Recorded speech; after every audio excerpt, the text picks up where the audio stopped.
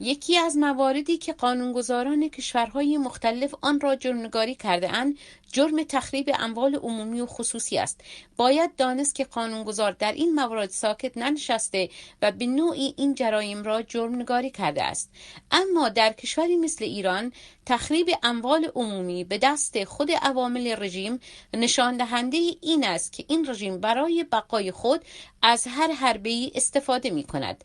در جریان اعتراضهای اخیر، ویدیوهایی در شبکه‌های اجتماعی منتشر شده که در آنها مأمورهای نیروی انتظامی در حال ضربه زدن به در مغازه‌ها، شکستن شیشه و ضربه زدن به موتورسیکلت‌های پارک شده در کنار خیابان و نمونه بارز آن آتش زدن اموال عمومی به عنوان مثال در مریوان که آموزش و پرورش آتش زده شده است دیده می‌شود.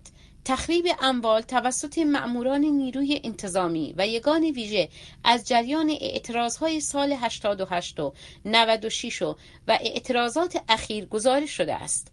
در جریان اعتراضهای اخیر به مأموران انتظامی دستور داده شده است که با تخریب اموال عمومی نظیر شکستن شیشه خودروها، آتش زدن آنها، شکستن درب و پنجره خانه‌ها و مغازه‌ها چنین وانمود کنند که معترضان و مردم دست به چنین اقدامی زده‌اند و از این طریق بهتر بتوانند سرکوب آنها را توجیه نمایند.